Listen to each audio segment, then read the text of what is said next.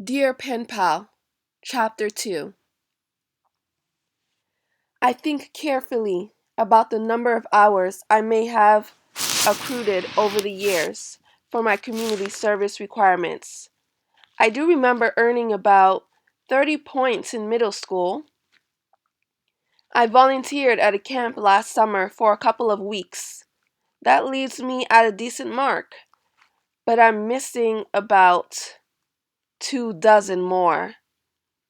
Yes, the conversation I had with my school counselor last semester was coming back to mind.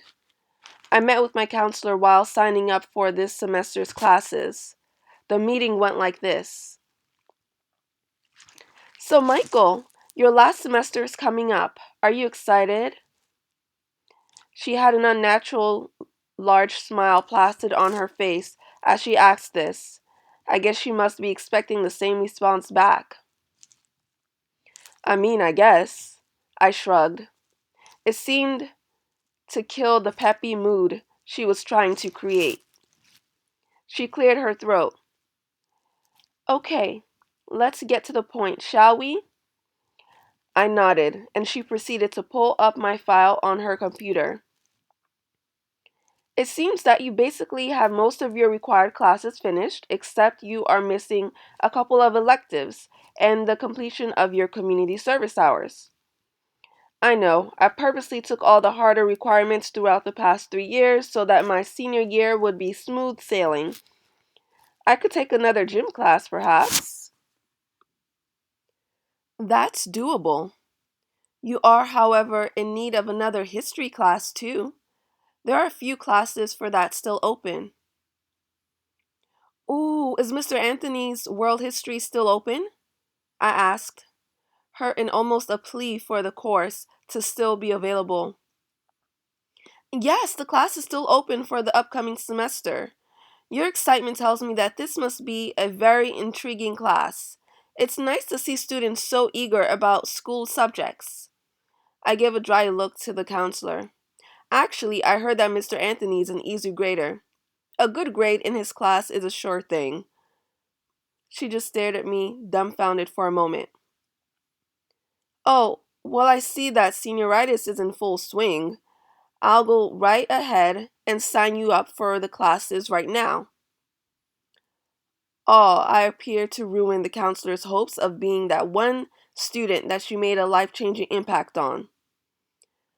One of those main fantasies that every teacher or counselor entering the school system hopes for. As for your community service hours, you're already cutting it quite close. Do you have any plans of getting that done? I could volunteer at the hospital my mother works at. There's always some job that needs to be done that no one wants to do. Great, she said flatly. You should probably start making your arrangements immediately. It would be embarrassing to delay your diploma on something as silly as this. She had a point. True, but don't worry, I've got this. I won't even lie, I dashed her a smile. It must have helped butter her up a little bit, because she went back to being less formal afterwards. Okay, Michael, we are finished with the meeting. I stand. Thanks for your expertise. By the way, you can call me Tommy. Everyone else does. Goodbye, Mr. Scott. I know, I had just won her over. I walked away feeling greatly accomplished. Everything I needed was in order.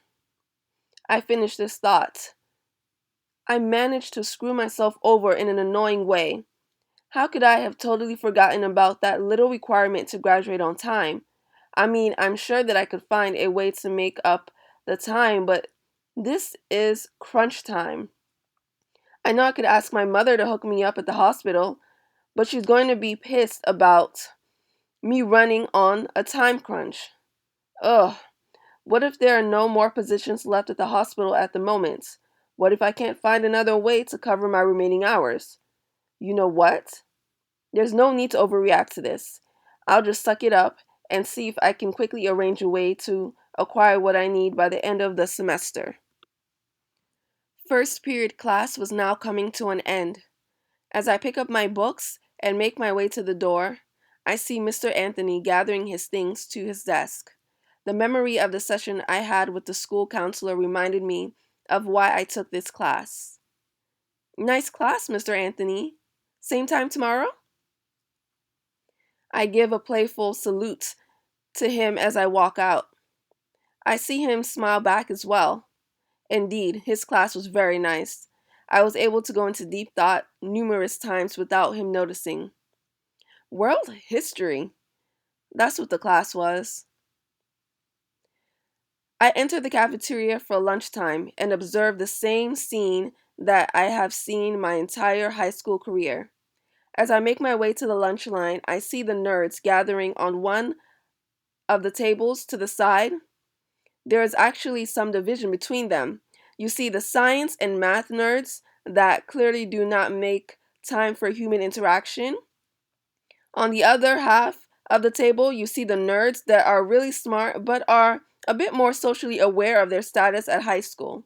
You can tell that they would go for an upgrade in their high school position if they had the chance.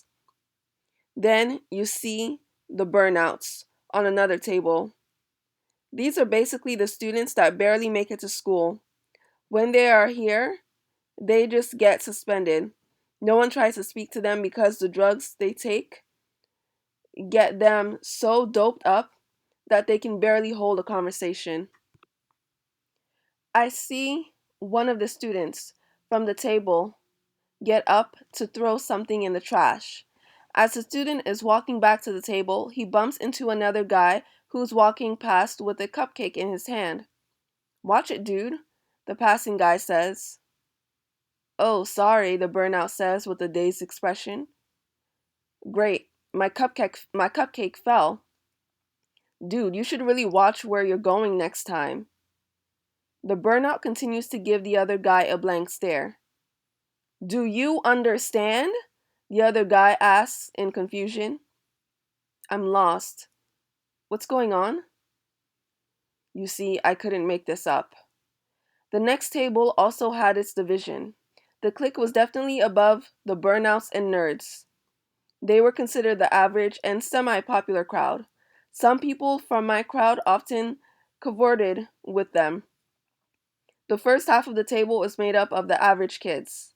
They were more socially knowledgeable about what it takes to hang out with the cool crowd. Those from the popular side could hang with them, but it would not be the most flattering scenario for them to claim a serious involvement with anyone from the average side of the table. Just look at it this way. When the popular kids throw a party, the party would be rather small if there were only people from their clique. The average clique serves as the extras meant to fill up the room.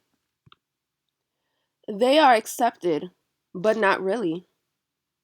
The second half of the table, the semi-popular crowd, they were far above the first two tables mentioned, and a step above the average position of the table. The semi-popular crowd was almost as cool as the popular crowd because they stood out more in non-average ways. They were your news broadcasters, theater performers, wealthy kids. They were extremely hot and fashionable and heavily involved in extracurricular activities. High school students. The main difference between them and all of the other groups was that they were only a few steps away from being part of the popular crew. Every now and then, one would be plucked from the table and all of a sudden be a part of the popular crowd. It really wouldn't seem like a big deal to admit to ties with someone from the semi-popular crowd. They were considered nearly one of us, and if they played their cards right, they could be. By the way, Cassandra is a part of that crowd. Just a thought. Then there was my table, the officially popular crowd. The table started from the least popular kids to the most. This ranking mainly went by how well known they were and which team or club affected high school's pop culture the most. Track team was somewhere towards the least popular section. Student government usually followed after them. Then the tennis team, cheerleaders, and the groups went down the line. until it came to the basketball team. My teammates have been at the head of the popularity table for the past year. You see, any of those other groups that I have mentioned from both the ranking of the popular crowd and semi-popular crowd could one day rise to the top of the popularity food chain. It's just that the individuals in that group have to elevate their club to that status. Just last year, the basketball team was the third most popular group at the table. The swim team had the coveted number one spot. This year, the basketball team is at the top, with the swim team at number two and the soccer taking the third position.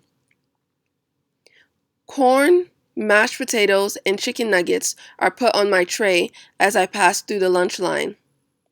Thank you, ladies, I say to the lunch ladies as I'm nearly finished with the line.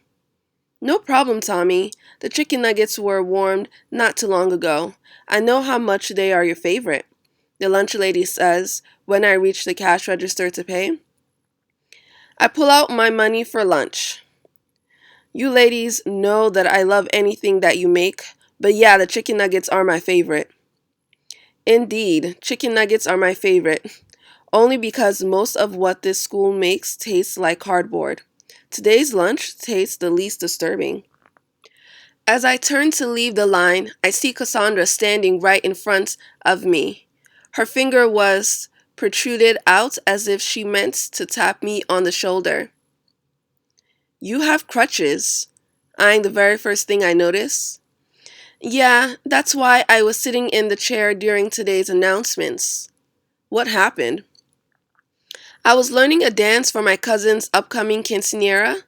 She's been a real bridezilla for her birthday party, and it's not even like we're planning her wedding.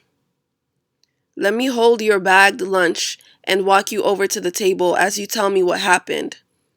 We carefully maneuver ourselves around the other students that were crowding the lunch area as we talk. The dance that she picked up from YouTube is annoyingly intricate and sort of difficult to remember. But you know what? I'd finally picked it up about a week ago. A long brown hair fell out of its ponytail onto her brown skin. What a shocker. Straight A's Cassandra and the most favored news teller prompter was able to pick up a complicated dance that quickly? I teased with a smile. She smiled back. In a softer tone, she begins to speak again. Anyways, Camilla, my cousin, thought that the dance needed to be perfected. So me and the other girls participated in the dance, had to practice for hours and hours. Not really sure what happened, but next thing I knew, I had a spin and landed on the floor with a twisted ankle. So how long before you get to ditch the crutches? In about a week. The obvious puzzle on my face encouraged her to keep talking. I just borrowed these crutches from another family member. My ankle isn't seriously sprained. This is more so a low-grade injury. It's just strained. A few days off of it would help it heal quickly in time for Camilla's party. But are the crutches really necessary though? Oh, these are the bridezilla's order to ensure that one of her dancers doesn't get seriously injured and have to drop out before her big day. I put her lunch bag on the table. See you later. Bye, she smiles back. I turn to head to my table with my tray and see Derek with some of the other guys pointing at me. Some of the guys are making kissing noises as I sit down. You guys are lame. Are you sure we didn't disturb you? Derek says while joining in the laughter. I mean, you could have invited her to sit with us, or you could have gone over there, Chad chimes in. This table's been dying for some new blood. Chad was right. Cassandra would fit right into the clique. I didn't need to worry about that. You all find it strange I'm hanging with Cassandra because... Nothing. It's just been a while since you had a girlfriend or consistently hung out with one. Derek says with a smirk on his face. Well, thanks for keeping tabs on my dating history, I say as I take a bite out of a chicken nugget. You know what? He's right. What was the last girl's name you were hanging out with for a while? Oh, yeah. It was Amber Henderson, Chad loudly speaks. If I could blush, I would. I knew exactly where this conversation was headed. I really did not want to talk about this. Yeah, why do you let Amber go? Derek asks. Well, that explains why she's the only cheerleader on the squad that doesn't cheer for you during games, Chad chimes in again. Derek begins to smirk again. Speaking of girls, how's your pen pal doing? Who? Chad asks quizzically. What are you guys talking about? Another teammate joins us at the table. Shut up, Derek, I say while paying close attention to my lunch. We all got pen pals in the 4th grade. He actually kept writing to his pen pal on and off through elementary school. Chad came around to my side of the table and came close to my face. Why'd you let her go? I push his face away from mine and ignore him. The guy's really got a kick out of teasing me about this subject. I mean, that was the only girl I remember you being consistent about. Derek still hadn't cut it out. Aw, did she break your heart? I swear, Chad always asks his questions in a moronic way. That was years ago. I forgot about it, and I'm sure she has too. The guys still look at me expecting more of an explanation. You all are losers, so where are your girlfriends? Don't try to change the subject. Is she why you've never had a serious girlfriend? I mean, I could say it's because you're a player, but you don't really pay any lasting attention to the girls I've seen you with. Chad goes silent for a moment before he continues. Hey, do you think if I throw some fruit at him, he'll give us an answer? Both Derek and I look at Chad with a WTF expression. Another teammate comes over to the table with his tray. Hey, what are you guys talking about? Nothing, I answer immediately. Michael Scott, come to the principal's office immediately. I repeat, Michael Scott, come to the principal's office immediately. As soon as the announcement on the intercom ceases, I see that all eyes are on me. Lunch period is almost over, and so is the school day. I get my things and make my way to the principal's office. Funny thing, the speaker said for me to come to the principal's office immediately, but the principal was not even here yet. I've been sitting here for almost 30 minutes. An officer administrator periodically keeps coming in to tell me that his unexpected meeting is taking much longer than he thought. I decided to take this time to get my mother on the phone to arrange times for me to volunteer at the hospital she worked at. I dialed the hospital's number on my cell. Not many rings later, the receptionist picked up. Hello, could I speak to Dr. Michelle Gray? Saying my mother's full name made it obvious that I knew her personally and would ensure that she would actually transfer my call. All right, just one moment. My mother's was suddenly on the other line. Dr. Gray speaking. Hey, Mom, it's me. My voice is shaky. What is it? You know I have to get back to work. All right. I'll just get straight to the point. I took a deep breath and went for it. I want to volunteer at the hospital for my community service requirements. Michael. Great, she only calls me by my first name when she's about to go in on me. Wasn't this assignment given to you a substantial amount of time ago? Well, damn. Mom, I know that this is super last minute, but I only need a handful of hours in order to graduate. Michael, you seriously waited till now to make arrangements? This is exactly what I keep telling you to stop doing. Things aren't always going to work on your timeline. Well, do you at least have other options? Since I'm being completely honest, she cuts me off. Look, I don't have much time left on the phone, but get to the hospital before my shift is over, and I'll see what I can do. Yes, Mom, definitely. I hear a cough and jump up. I automatically turn off my phone. Mr. Scott, the middle-aged man dressed in a suit says as he closes the door, heads to his desk. Mr. Johnson, what else am I supposed to say? I don't even know why I'm here. Well, I'm sure you know why you're here. He looks nonchalantly at me while leaning on his desk. Actually, I don't know, Mr. Johnson. I can't imagine it to be a bad reason. He chuckles. Mr. Scott, your boyish charm is not going to work on me. Do I look like one of your fangirls or fanboys?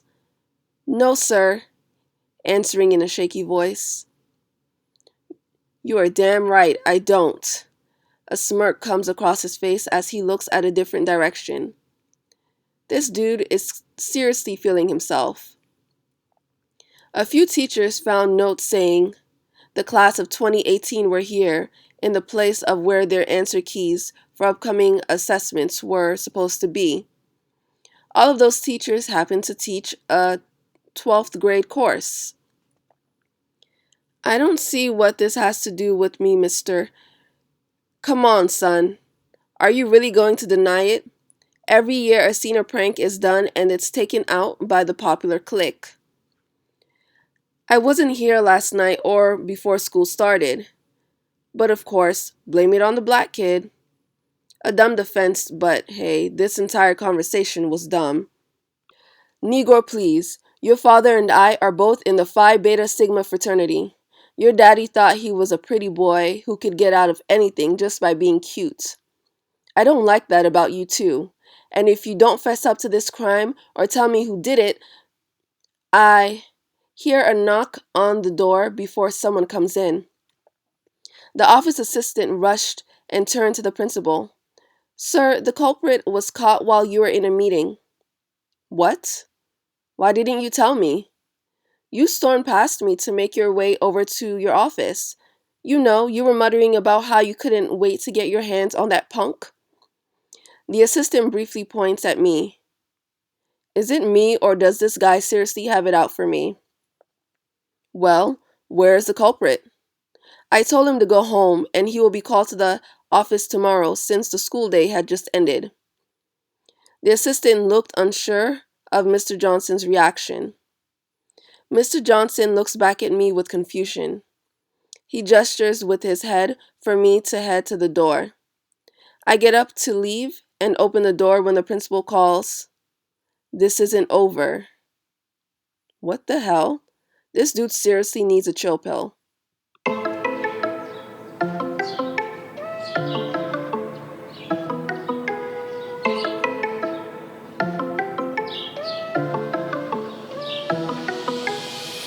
I got blessings falling on me. I got weapons, need no army. Stat like Tetris, you don't know me. Stat my fatty, you don't know me. Okay, hey now, it's a new kid on the playground. So many bags on me, you would've thought I was a spray ground. Now they know I don't play around.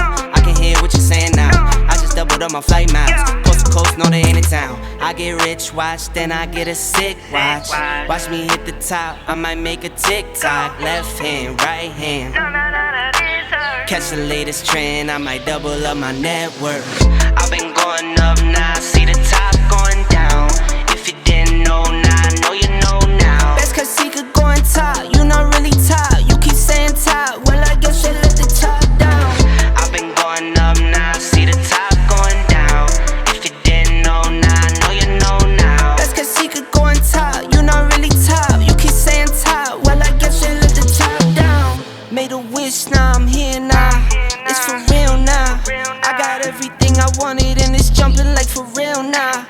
Out the mud, just an upstate boy. Now I'm living like for real now. I don't need nothing, just an action with some muscle. Same fit for days, I just blame it on the hustle. Got these tattoos on my skin, I promise I'm no trouble. I'm from cash inside the duffel, not six inside the Russell. I get fly, you be crutching shit on designer that ain't fly. In LA, I scoop the cat or something fast for when I slide. Burning rubber, they gon' tax me for the tires, it's alright. On my lonely, I just start up that new iron and I ride. Yeah, this is not a trend. Tattoos on my skin, I'm my daddy's twin. I'm a businessman, just like Jigga said. Pennies to an end. I've been going up now, see the top